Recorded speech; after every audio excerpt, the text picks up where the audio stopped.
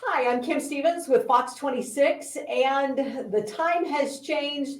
Halloween is behind us. We are full steam ahead to the holidays, and so much is going on. Hmm. Do we have any travel plans? Not just in the car, but are we planning on flying anywhere to see family or for fun to get away? Or are we planning a trip maybe as a gift after the new year or as part of the holidays? Well, traveling can be so much fun. It can also be a little harried. You can meet amazing people. You can meet people who become your spouse.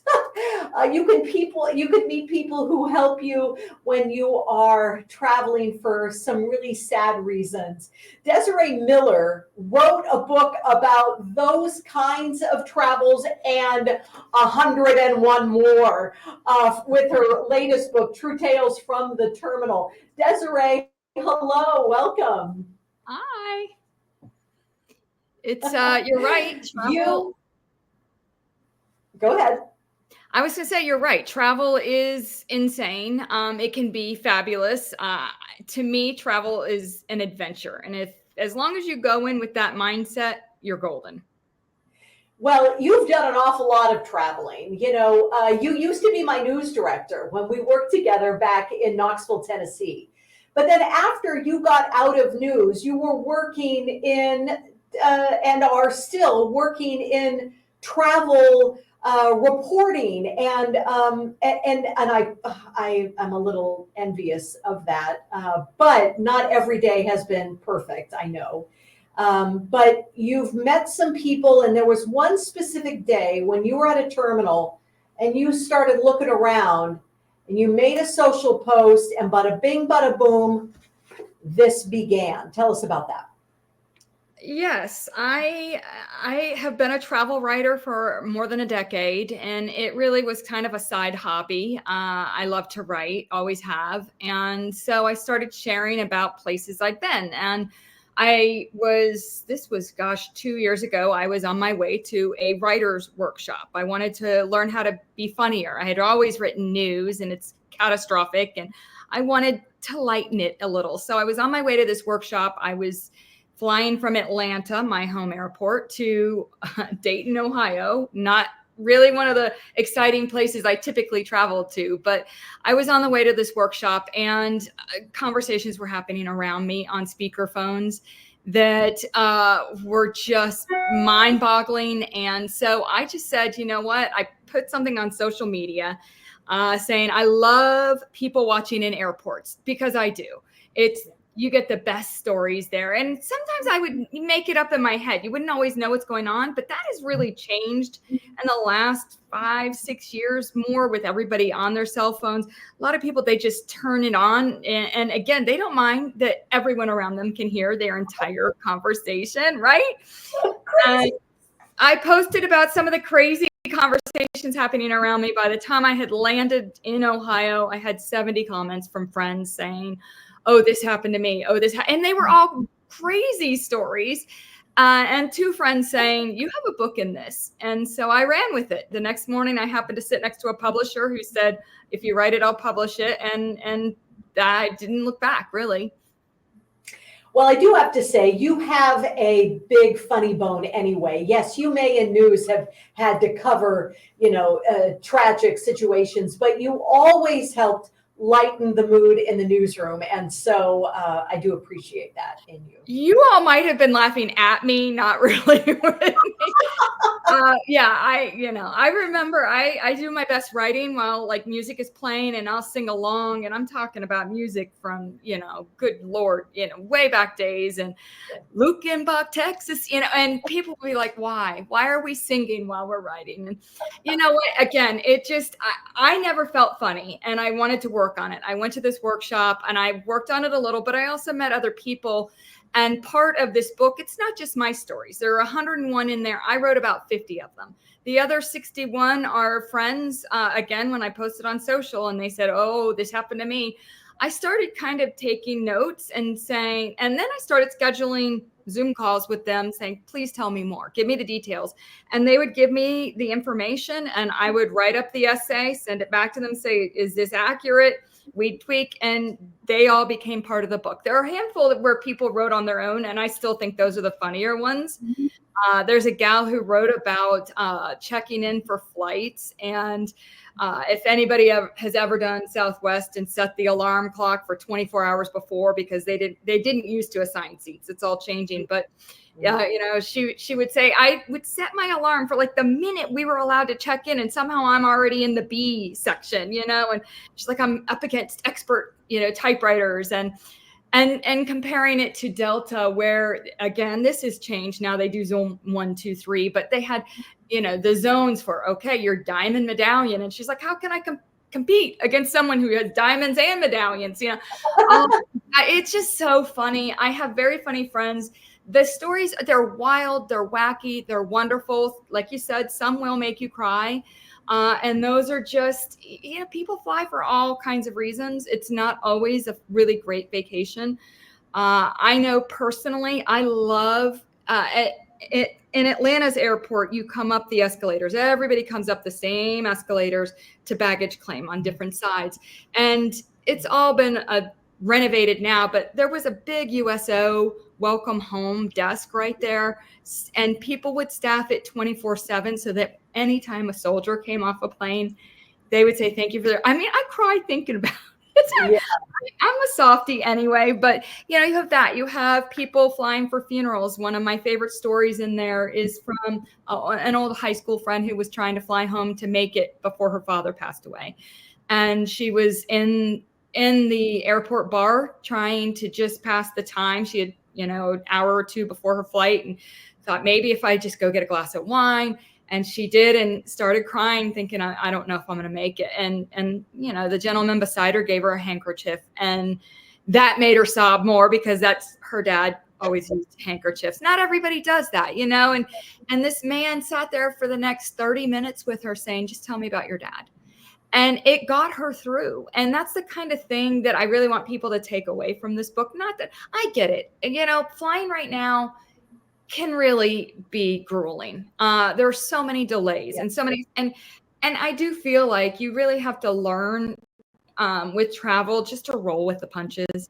The goal is to get you there safely and get you home safely. And I know you might miss a night in Rome. I've been there. My very first night at the best Airbnb of my whole entire life in Santorini, Greece. We couldn't land in Santorini from turbulence.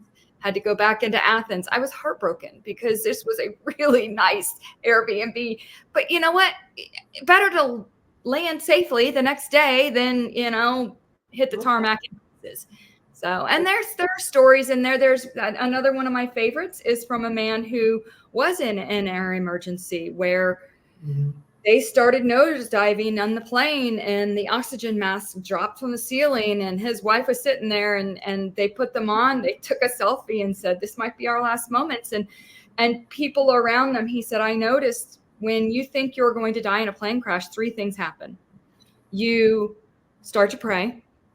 You hold the hand of whoever is sitting next to you, whether you know them or not. Race, gender, sex, doesn't matter. All that stuff goes right out the window. You just want to connect with someone, and you try and call home for maybe you don't reach someone, but just one last I love you. And he obviously landed safely. The flight was able to recover, and but it that lesson really is true. There are 3 things we all do when it comes to the end, and it really isn't about hate or anything else. It's I mean, the idea is just, you just don't know who's around you. I love that about airports and airplanes. It brings everybody together from all over the world for the next however many hours you're on a plane. You get to meet someone new, and I love that.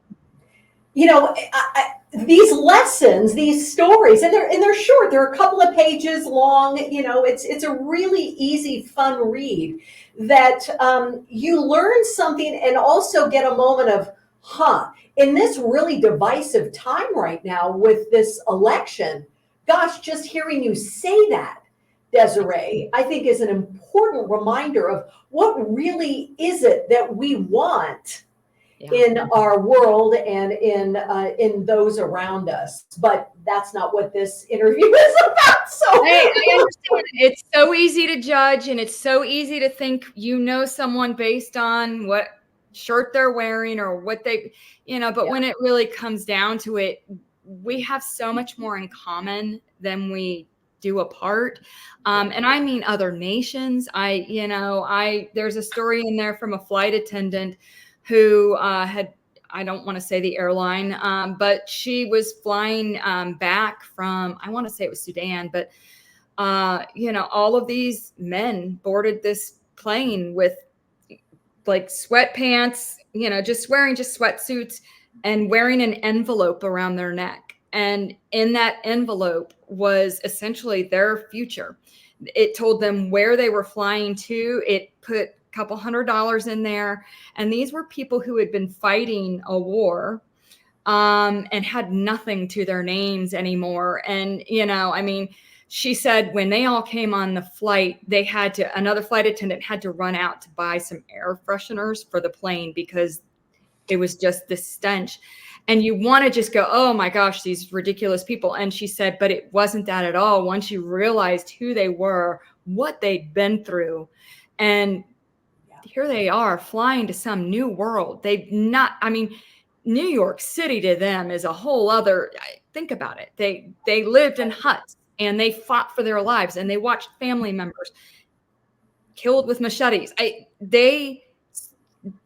They were on their future. It was a path to a new beginning. And she had a whole different, by the time they landed. And it was fascinating. She said, we went around and gave them coffee or whatever. A lot of them had never seen a little sugar packet and they wanted 10 of them, and just, she said one guy, blew her mind. He took his pants down, took off his fake leg. Like, she was like, where am I? But this is the thing. You just never know what's going to happen on the next flight, on the next thing. And you really shouldn't judge. Yeah. And you don't know why the person beside you. One of my favorite stories in there that I wrote was about a woman who I sat down. I'm a friendly person. I will smile at everybody. I will. And so I'm, sitting in the middle seat. She was on the, she was on the window, and hi, nobody ended up sitting in the aisle. When I said hi, she just looked out the window like she didn't want to be bothered. And I'm all right, must be having a bad day. And we take off. And so I move over to the empty seat thinking, I don't really want to sit next to someone who's got an attitude, Yeah. I slid over and she looked at me and said, I'm sorry. My son died yesterday. She was heading to his funeral. Oh. And I am so sorry. And I did what the guy in the bar did. What's his name? Can you tell me about him? And, she was just, and she was probably 70-ish, but she just said, you're not supposed to bury your children. You're just not. And so, there was a reason she didn't want to have to talk or whatever, but at some point it just clicked. And that's the thing. You don't know what anybody else is going through ever, especially on a flight. They may be off to their honeymoon or it may be the worst day of their life. You don't know. You don't know. And, you've traveled so often, and I feel like I'd love to also have a list of Desiree's 10 things to remember to do so you have or maybe it's only 5, so you have a smooth trip. I'm going to guess one of them is keep your passport close. Well, I wish I prepared for this because I have a lanyard / purse. It's like an RFID wallet. Picked it up on Amazon, where I like to keep my ID. So I put my passport in there, my ID, a couple credit cards, cash. I keep my earbuds. It's just a thing that goes around your neck. I believe wholeheartedly in this. I will say when you're going through the gate on the jetway, they will count that as a third bag. So put it in your carry-on as you board the plane. But if you've got that around your neck everywhere you go and don't take it off your neck, that's golden. So that is my kind of, I have a couple things I always travel with, and that is one. portable battery. You just, these days, more and more planes have electrical outlets on them so you can keep charging your phone or whatever. But your phone these days, it's your wallet, it's your passport, your plane ticket. It'll transfer to the time wherever you land. It's so important, to keep that charged up, especially when you land, because you're going to want to get, say, in an Uber when you get there, or what have you. And it's important to keep that, the cables, medicines, obviously. But as far as the passport conversation, it is important to always have a place for everything. If I take that lanyard off, it goes in the backpack, in the front zipper pocket. And I've been that person who it dropped out because I didn't take the time to stop at customs. I was in such a hurry. It's what it's like when you're going through customs and you've got 500 people behind you and you just want to get to the gate. And so you race off. Well, I had a passport drop out of my, my backpack in Barcelona. And it was a 5 a.m. flight. I had my daughter with me and she went on to the gate to try and catch a little sleep while I stopped to get us a couple of water bottles from a vending machine there. And here comes a custom agent, Desiree, looking at my passport, and I just talked to her. I told her we were going to New York. So I had dropped the passport out of my bag after going through customs. Someone saw it on the ground, brought it back to her, and she went and hunted me down. She did not have to do that. I would have landed in New York where I had a layover and then been like, I have no passport. And imagine the drama. But she took the effort, found me. At that time, I thought I probably had lost my daughters as well because we kept them in the same place. And we went back through the whole airport looking everywhere. She got in a little trouble because her buddy, who was, her seatmate at passport, at the passport control, it's like, thanks for leaving me with 500 people while you went off with this lady. She was being nice. She was my angel that day. I gave her a huge hug, told her thank you, gave her my number in case she did find my daughter's passport or someone turned it in. Got back to the gate. My daughter's passport was in the backpack, safe and sound. Everything, all was good. But yeah, it's not fun if you lose a passport on vacation. Another tip, if you do travel a lot, is always have a copy of it. Make a Xerox copy of your passport and give it to someone else. So maybe your bag disappears on the trip. Maybe you accidentally lose the passport somewhere. At least then you have a copy to make it a little easier to get through security if you have to. Yeah, that's a really good point. And then also, you had, thinking about traveling for the holidays, you had a bucket list trip for Thanksgiving with your mom. And, it takes away from tradition of always having the dinner at home. And, there are some people who are like, I've got to have my holiday this way, this way, this way, this way. But then when you add travel to it, sometimes your plans can change a little bit. Your meal can change. Tell us about your bucket list trip with your mom. Oh, yes. My mom had gone through a surgery where they had a hard time bringing her out of the anesthesia. And I realized, her days may be numbered. And she always loved the Macy's Thanksgiving Day Parade. As kids, we watched it every single Thanksgiving. She was all about the float. So I had decided that year I was going to take her. So I booked a hotel right there on the parade route and flew her up, wheelchair and all, which is not a lot of fun in New York City. But you know what? It was a dream trip. We ended up flying back on Thanksgiving Day, which I highly recommend. Highly recommend. Day before, a couple days out, I know it's going to be super crowded. One of the busiest travel days of the year, if not the busiest. But on Thanksgiving Day, it's a dream. People are good attitudes. They're nice in the airport. It's super quiet. And there was a kiosk open with little sandwich roll-ups that were turkey and smoked Gouda. Best Thanksgiving meal of my life. And, we had chocolate covered macaroons instead of pie. And my mom and I both loved it. And again, I'm not a foodie. So, the whole sitting and the cooking for 3 days and getting, that's all fine. But I do highly recommend traveling for holidays. I think it makes it so much more memorable. Kids are never they're not going to remember the gifts you get them year to year, but they do remember the places you take them. So yeah, if you have that opportunity, yeah, go. Yeah, you had talked about how you did that with the kids for a number of years, is have the experience, and that really is one of those, I think, Gen Z things. When all of these studies come out, they'd rather have experiences than something that they can't remember year after year about a gift. But I don't think it's just Gen Z. I think that all of us generations can really appreciate an experience. So get us out of our rut, Desiree. If we think, oh, we need to wait a little longer, or no, that's just too ostentatious, I shouldn't. Why should we travel? You know what, though, when you put it off, you don't know what tomorrow holds.